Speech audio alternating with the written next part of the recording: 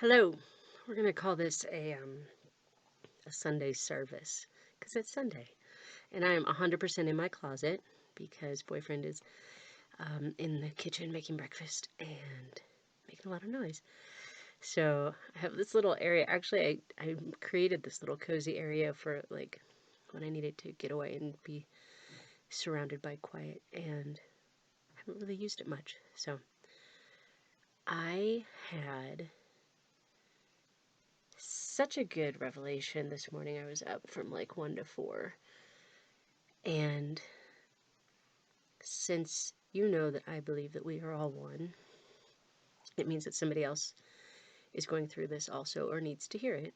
And as a lovely validation, I caught um, a YouTube live of a tarot reader that I follow and for Aries.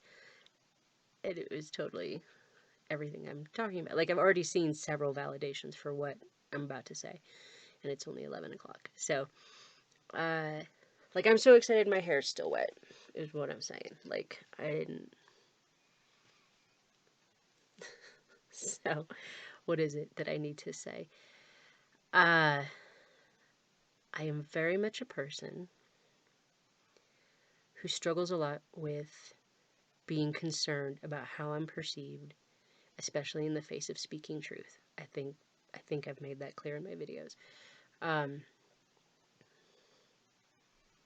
what occurred to me was that I am no longer willing to be shackled with the concerns of what other people might think about what I have to say. And that has to mean everyone. It means family, it means friends, it means coworkers, it means that it is far more important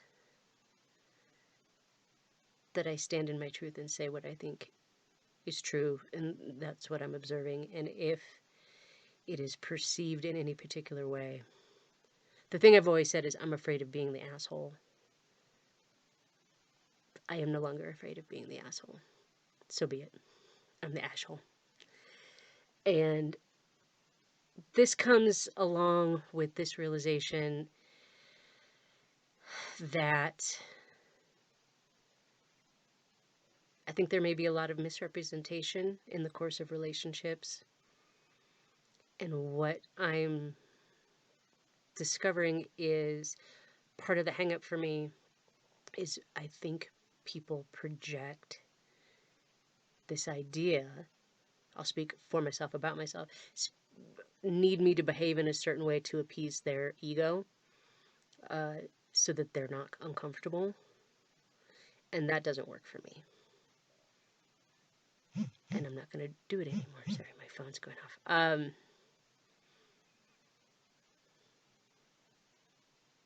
And I realized the next image is like, does that mean I'm going to run around like a Tasmanian devil just spewing vitrolic truth? No, that's not what it means. What it means now is I no longer have to be in this, um, the tornado image keeps coming up. I know it, excuse me, it did in the last one too.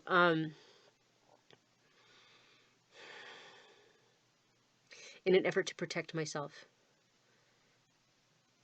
uh, always being in motion, at least emotionally, to protect myself from all of these concerns and all of these shackles. Um, so this is a promise to myself and myself that it is far more important that I be able to live free and speak free and see free and love free as me than it is to appease other people's egos so that they feel comfortable. What does that also look like?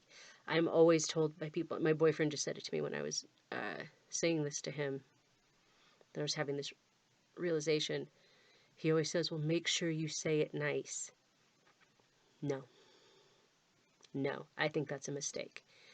Um, I'm not saying be a dickhead and come at it hard. What I am saying is, a thing that I've noticed is I will spend years not saying something to somebody because, God forbid, I don't have it wrapped in this pretty little package. to present to them so that they can receive it in this most like gentle and joyous way. And quite frankly, that's bullshit. And not even necessarily effective, because I can do that, but how they receive the information is how they receive the information. It almost literally never has anything to do with how the information is presented. So that will always be an experiment. I have always found that saying what needs to be said in the organic moment that it seems to need to be said usually comes out the best. And yes, letting things fester and then responding in a moment of anger, that's never great. I got that. My point is, though, one shouldn't have to get to that point if they're practicing,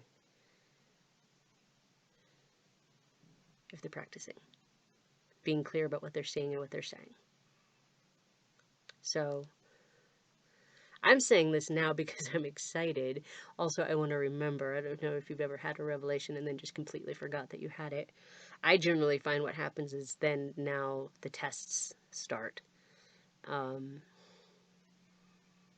ideally, again, I don't put myself into a tailspin of defensiveness out of fear. Fear of being uncomfortable, because, ladies and gentlemen, uncomfortable is where the growth is. So, with that, I wish you all a wonderful week, and I hope you find ways to unshackle yourself from the expectations and perceptions of other people so that you may live freely as you are meant to. Have a great day.